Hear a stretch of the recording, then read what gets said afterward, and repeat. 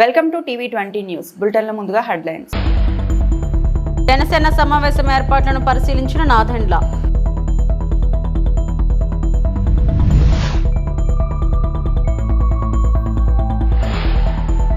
తిరుమలేసిన సేవలో మంత్రి కొల్లు రవీంద్ర.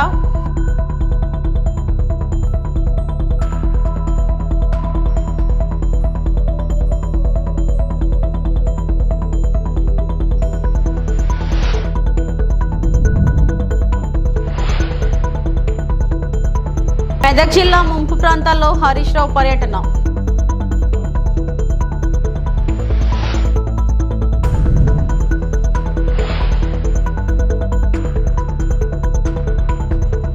మెగా డిఎస్సిలో దాదాపు 16,400 మందికి ఉద్యోగం రావడం ఒక చరిత్ర అని మంత్రి కొల్లి రవీంద్ర అన్నారు. తిరుమల శ్రీవారిని ఆయన దర్శించుకున్నారు. విఐపి ప్రారంభ విరామ దర్శన సమయంలో స్వామివారి సేవలో పాల్గొని మొక్కులు చెల్లించారు. దర్శనానంతరం రంగనాయకుల మండపంలో పండితులు ఆశీర్వచనం చేసి స్వామివారి తీర్థ ప్రసాదాలను అందజేశారు. సూపర్ 6 పథకాలు సూపర్ హిట్ అయ్యాయని మంత్రి కొల్లు రవీంద్ర అన్నారు. కూడా నిర్వహించడం దాదాపు 16,400 మందికి మెగాడిఎస్సిలో కొత్తగా ఉద్యోగాలు రావడం అనేది ఒక హిస్టరీ అని చెప్పవచ్చు. ఎందుకంటే ఇప్పటి వరకు మెగాడిఎస్సిలో అత్యధిక శాతం చంద్రబాబు నాయుడు గారు ముఖ్యమంత్రిగా ఉన్నప్పుడే టీచర్స్గా అపాయింట్ అయ్యారు. ఉచిత బస్సు ప్రతి ఆడబిడ్డల్ని బలోపేతం చేయాలనేది ముఖ్యమంత్రి గారి యొక్క ఆలోచన. ప్రతిరోజు దగ్గర ఒక 20 లక్షల మంది పైనే ఈరోజు ఉచిత బస్సు ప్రయాణాన్ని ఉపయోగించుకుంటున్నారు. ఇవాళ పథకాలన్నీ కూడా పెన్షన్లు ఇస్తున్నాం, గ్యాస్ సిలిండర్లు ఇచ్చాం, ఇవాళ రైతులకి అన్నదాత సుఖీభావ ఇచ్చాం, అలాగే తల్లికి వందనం కార్యక్రమాన్ని కూడా విజయవంతంగా చేశాం. ఇంకా మరిన్ని కార్యక్రమాలు చేయడానికి కూటమి ప్రభుత్వానికి ఆ భగవంతుడి ఆశీర్వచనం ఉండాలని చెప్పి మనస్ఫూర్తిగా కోరుకుంటూ మరొకసారి అందరికీ హృదయపూర్వక ధన్యవాదాలు తెలియజేస్తాం. విశాఖలో ఇందిరా ప్రియదర్శిని స్టేడియంలో నేటి నుంచి 3 రోజుల పాటు నిర్వహించే జనసేన విస్తృత స్థాయి సమావేశ ఏర్పాట్లను ఆ party PSC chairman Nadendla Manohar పరిశీలించారు. స్టేడియంలో ప్రధాన ప్రాంగణానికి అల్లూరు ప్రాంగణంగా నామకరణం చేసి సమావేశాలు నిర్వహిస్తున్నట్లు మనోహర్ వివరించారు. సభ ప్రవేశ ద్వారాలకు తెన్నేటి విశ్వనాథం, కోడి రామ్మూర్తి, గురిజాడ అప్పారావు, వీరనారి గుణమ్మ, శ్రీశ్రీ పేర్లు పెట్టామన్నారు. సేనతో సేనాని పేరుతో అందరి అభిప్రాయాలు వినడానికి జనసేన అధినేత పవన్ కళ్యాణ్ ఈ సమావేశంలో పాల్గొంటారన్నారు. మేము విస్తృత స్థాయి కార్యకర్త సమావేశం ఏర్పాటు చేశాము. ఈ ప్రాంగణాన్ని తెలుగు జాతిని ఉత్తేజపరుస్తూ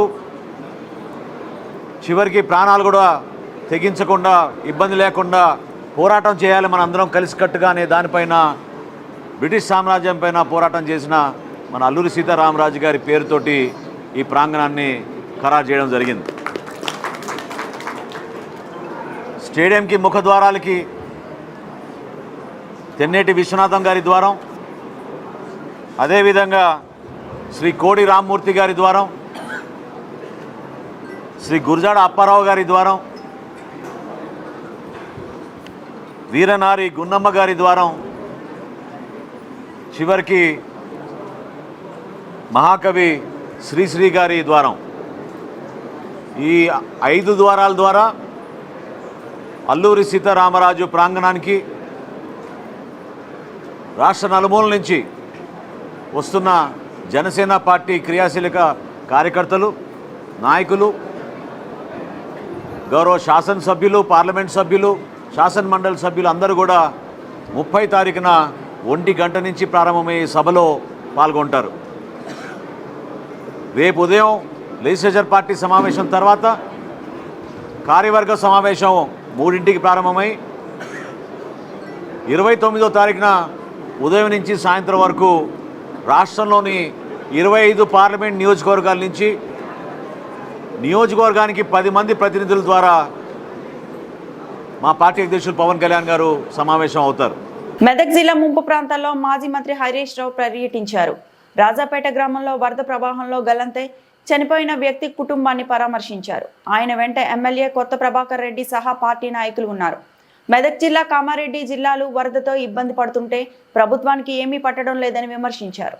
మెదక్ జిల్లాలో ముంపు ప్రాంతాల ప్రజలు సహాయక చర్యల కోసం ఎదురు చూస్తున్నారని, తాగునీరు లేక ఇబ్బంది పడుతున్నారని అన్నారు. ప్రభుత్వం సహాయక చర్యలు వేగవంతం చేయాలని హరీష్ రావు సూచించారు. రాష్ట్ర ప్రభుత్వం వరద నివారణ చర్యలు తీసుకోవడంలో పూర్తిగా విఫలమైపోయింది. ముఖ్యంగా ఈ రోజు ఈ ఫెయిల్యూర్ అంతా కూడా రాష్ట్ర ముఖ్యమంత్రిది, రాష్ట్ర ప్రభుత్వాన్ని. ఎంత బాధతో ఉన్నామంటే ఈరోజు ఇవాళ హవేలీ గన్పూర్ మండలంలో మరి ఇద్దరు యువకులు చనిపోవడం జరిగింది. వాళ్ళ పిల్లలు, ముఖ్యంగా ఇద్దరు పిల్లలు గురుకుల పాఠశాలలో చదువుతున్నారు. వర్షాల వల్ల గురుకుల పాఠశాల లీక్ అయితా ఉంది, మీ పిల్లల్ని తీసుకుపోండి అని ప్రిన్సిపల్ ఫోన్ చేస్తే పిల్లల్ని మెదక్కు పోయి తీసుకొచ్చుకుందామని బయలుదేరి మరి ఆటోలో నడుపుతున్నటువంటి యాదగౌడు, ఆటోలో కూర్చున్న సత్యనారాయణ ఇద్దరు కూడా ఈ వరదలో ఆటో కొట్టుకుపోయి చనిపోవడం జరిగింది. ఆ ఇద్దరు దాదాపు కొన్ని గంటల పాటు కరెంటు పోలు పట్టుకొని ప్రభుత్వం నుంచి ఏదైనా సహాయం అందుతుందా, హెలికాప్టర్ వస్తుందా, ఎన్డీఆర్ఎఫ్ బృందాలు వస్తాయని 4-5 గంటలు ఎదురు చూశారు. కరెంటు పోల్ మీద నుంచి ఫోన్లు కూడా చేశారు. కానీ కలెక్టర్ గారు కానీ జిల్లా యంత్రాంగం ఎవరు స్పందించలేదు. మధ్యాహ్నం 2 తర్వాత కరెంటు పోల్ కూడా వరద ఉధృతికి పడిపోయి ఆ వరదలో కొట్టుకొని ఆ ఇద్దరు కూడా చనిపోవడం జరిగింది. అంటే ఇది కేవలం ప్రభుత్వ వైఫల్యం. నిన్న ఒక మంత్రి గారు మాట్లాడుతూ అంటాడు, హెలికాప్టర్ అంత అవసరమైతేనే తప్ప వాడద్దట. మీరు మాత్రం పెళ్లిలకు వాడండి, బీహార్ లో రాజకీయాల కోసం వాడండి, మీ సొంత కార్యక్రమాలకు వాడుకోండి. ఆనాడు ఖమ్మం జిల్లాలో కూడా హెలికాప్టర్ పంపకపోతే ప్రాణాలు పోయినాయి. ఇవాళ మెదక్ జిల్లాలో కూడా సకాలంలో హెలికాప్టర్ రాక ప్రజల ప్రాణాలు పోయినాయి. అంటే ప్రభుత్వం ముందస్తు చర్యలు తీసుకోలేదు. నిజాం సాగర్ లో ఈ వరద ఉధృతిని చూసి గేట్లెత్తి ముందుగానే నిజాం సాగర్ ను ఖాళీ చేసి ఉంటే బ్యాక్ వాటర్ లో ఇంత నష్టం జరిగి ఉండేది కాదు. ఏలూరు జిల్లా పోలవరం ప్రాజెక్టులో బంగాళాఖాతంలో ఏర్పడిన అల్పపీడన ప్రభావంతో ఎడతెరిపి లేకుండా కురుస్తున్న భారీ వర్షాలకు తోడు కొండ వాగులు పొరలడంతో గోదావరి వరద అనూహ్యంగా పెరిగింది. పోలవరం ప్రాజెక్టు దగ్గర ఎగువ స్పిల్వే దగ్గర 30.800 మీటర్లు నమోదు కాగా, దిగువ స్పిల్వే దగ్గర 21.770 మీటర్లు నమోదు కాగా, ఎగువ దిగువ కాపర్ డ్యాములో 31.200, 21.320 మీటర్లు నమోదు అయింది. 48 రేడియో గేట్ల ద్వారా 6,32,962 క్యూసెక్కుల వరద జలాలను దిగువకు వదులుతున్న ఇరిగేషన్ అధికారులు.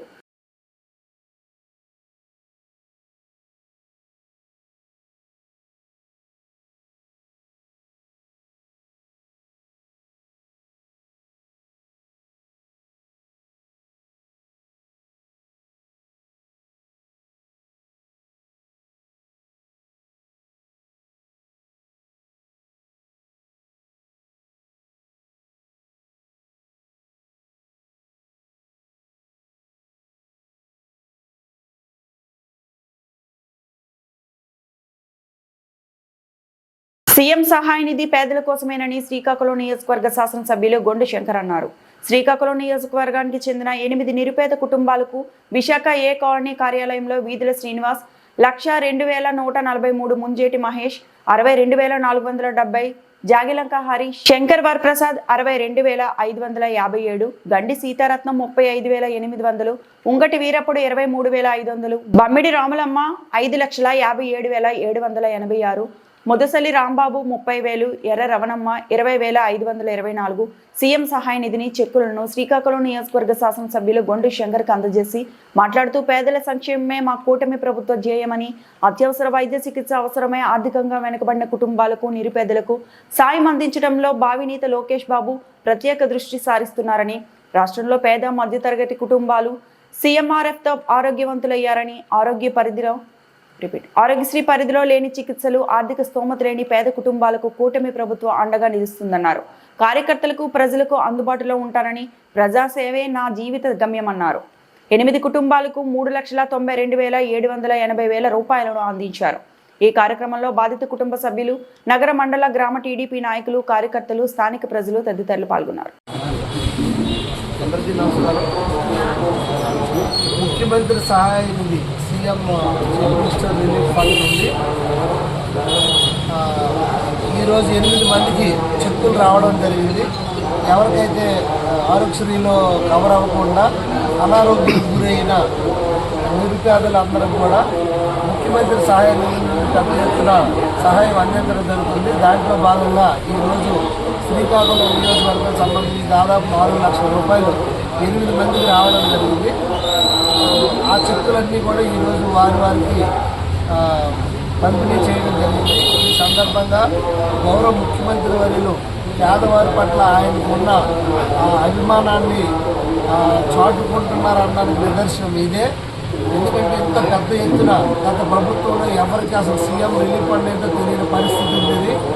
14-19లో కూడా ఇలాగే పెద్ద ఎత్తున ఇచ్చాం. అంతకంటే ఇప్పుడు పెద్ద ఎత్తున ఇంత కష్టంలో సమయంలో కూడా సీఎం రిలీఫ్ ఫండ్ నుండి పేద ప్రజలకు అందరికీ వైద్యం కోసం సహాయం కోసం ఇవ్వడం జరిగింది. ఈ సందర్భంగా గౌరవ ముఖ్యమంత్రి వర్యులకి మేము హృదయపూర్వక నమస్కారాలు తెలియజేసుకుంటున్నాము. ఎగువ మానేరు వద్ద వరదల్లో చిక్కుకున్న 5గురిలో ఒకరైన స్వామితో మాట్లాడాను. పూర్తి సహాయం అందిస్తానని హామీ ఇచ్చి భయపడవద్దని కోరాను. ఆహారం మరియు సహాయం అందించాలని అధికారులను ఆదేశించాను. కలెక్టర్ ఆర్ఎస్ఐ స్థలంలో ఉంటూ రక్షణ కార్యకలాపాలను పర్యవేక్షిస్తున్నారు. కేంద్ర హోం మంత్రిత్వ శాఖ మరియు స్థానిక బృందాలు అవిశ్రాంతంగా పనిచేస్తున్నాయి. ప్రజలందరూ భద్రంగా ఉండాలని, వరద ప్రభావిత ప్రాంతాలను తప్పించాలని, అవగాహన పెంచేందుకు సహకరించాలని కోరుతున్నాను. కలిసి ఈ సంక్షోభాన్ని అధిగమిద్దాం. బండి సంజయ్ కుమార్, కేంద్ర హోం సహాయ మంత్రి అండ్ కరీంనగర్ ఎంపీ.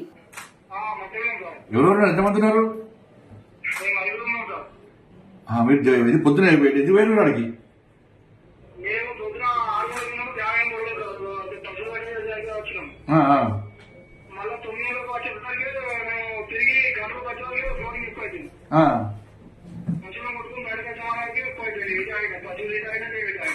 వర్షం సడన్ గా బాగుపడ్డది. ఇప్పుడు ఎవరు ఉన్నారు? మీ అయ్యూరు ఎవరు ఉన్నారు?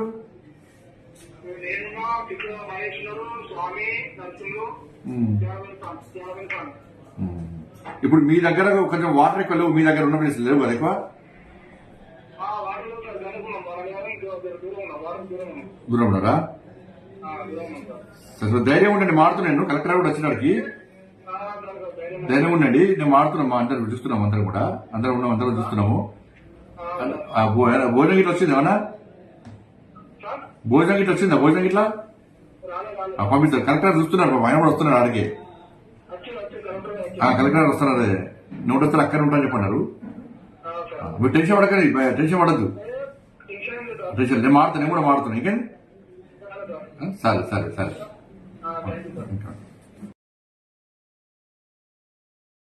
నిజామాబాద్ జిల్లా ప్రతినిధి. భారీ నుండి అతి భారీ వర్షాలు కురిసే అవకాశాలు ఉన్నాయని వాతావరణ శాఖ హెచ్చరికలు జారీ చేసిన నేపథ్యంలో జిల్లాలోని అన్ని ప్రభుత్వ, ప్రైవేటు పాఠశాలలు, కళాశాలలు, రెసిడెన్షియల్ విద్యా సంస్థలకు 28న సెలవు ప్రకటిస్తున్నట్లు కలెక్టర్ టి వినయ్ కృష్ణారెడ్డి ఒక ప్రకటనలో తెలియజేశారు. జిల్లాలోని అన్ని విద్యా సంస్థలు విధిగా సెలవు పాటించాలని సూచించారు. భారీ వర్షాల కారణంగా విద్యార్థులకు ఇబ్బందులు తలెత్తకుండా ఉండేందుకు విద్యా సంస్థలకు సెలవు ప్రకటించడం జరిగిందని కలెక్టర్ వెల్లడించారు.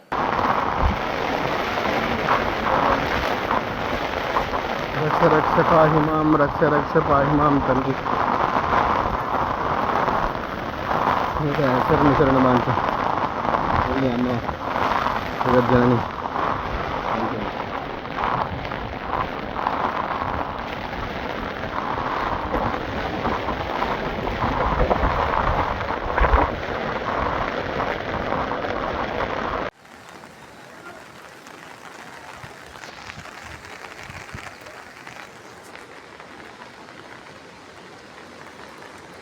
ఇగో ఇది పరిస్థితి. పొలాలు ఏం లేవు అసలు, మొత్తం వాగు నీళ్ళే.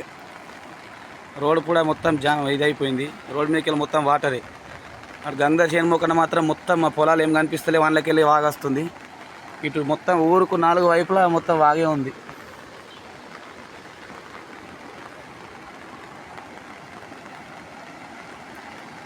అక్కడ మన బ్రిడ్జి నుంచి అటు వాగు పోయేది కూడా మన ఆల్మోస్ట్ పెద్దమ్మ దాకా వచ్చేసింది. పెద్దమ్మ నుంచి పొలాల్లోకి వెళ్ళి వారుతుంది. స్కూల్ వెనక దాకా వచ్చేసింది అటు. సో అందరు జాగ్రత్తగా ఉండండి.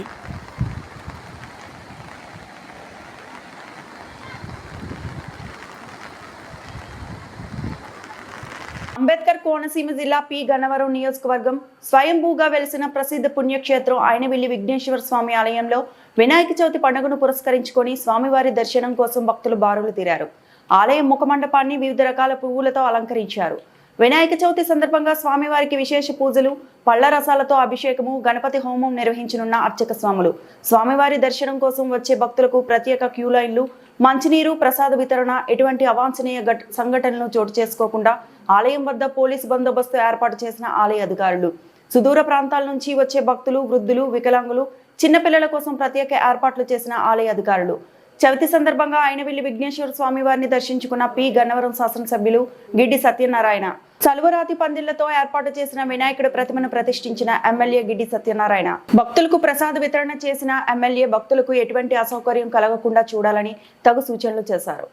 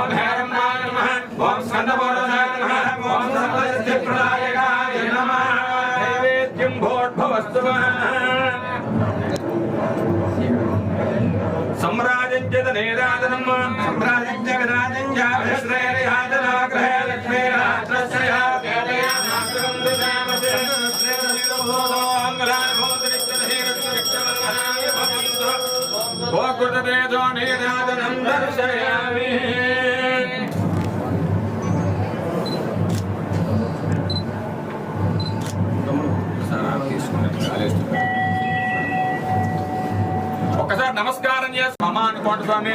సంకల్ప గోత్రస్థామ ధైర్యస్థా ధర్మపుత్రే సమేరస్థా సహ కుటుంబస్థా సంతర్పర్వాణకస్థ క్షేమస్థైర్యధైర్యభయాయుర్చుర్యాభరట్యత్తమ్మ. ఓం ఆభోహిష్టామి లోభవస్థాన భోధ్యేదలాతన మహేరణాయజ్ఞే లోభస్య పదమోర్సహస్రమహాయ గ్రహణ భురవేరవ మాతా తస్మారకవా భవస్యక్షయాయుర్నా భోనతధాన సోమాయ రుద్రాయ నమస్తాంబాయ దారుణాయ నమః శంగాయ పదమదయ నమః ఉగ్రాయ భీమాయ నమః వధాయ దూరేణాయ నమః హద్రాయ నమః వృక్షభ్యో హరికేశభ్యో నమస్తారాయ నమః శంభవే తమయో భవే నమః శంకరాయ నమస్కరాయ నమః శివాయ శివతరాయ.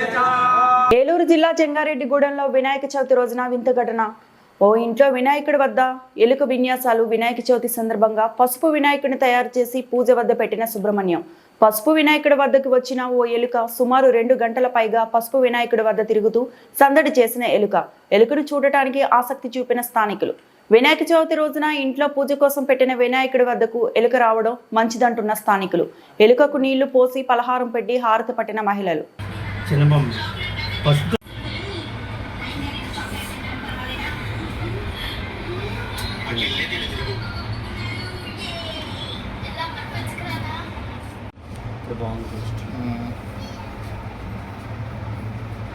కోడుకుని పోయింది చూడు ఎంత వచ్చేది.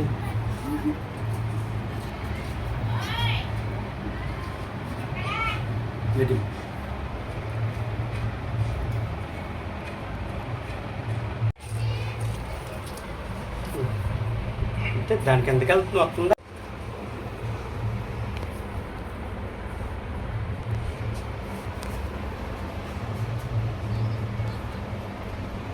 పొద్దునుంచనా ఇందాక 1 గంట అవుతుంది.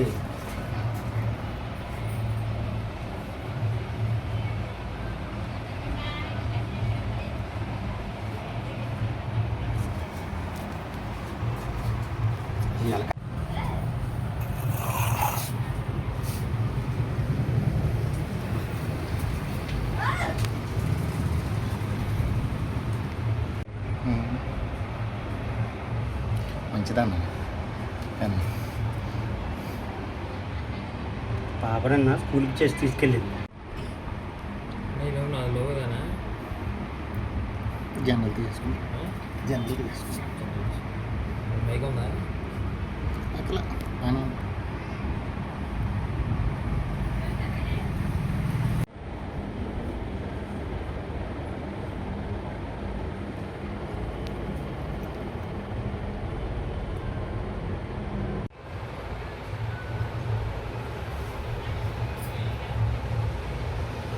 చేద్దాం అనుకున్నాము. కరెక్ట్గా అరగంట నుంచి ఇక అలా వెళ్తలే ఎక్కడికి.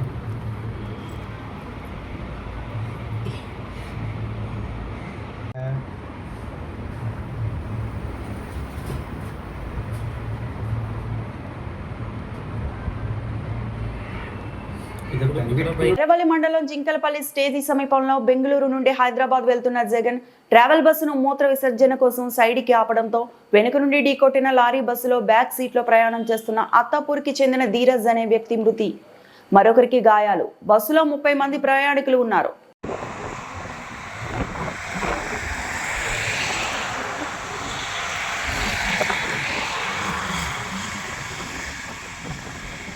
ఈ వార్తలు ఇంతటితో సమాప్తం.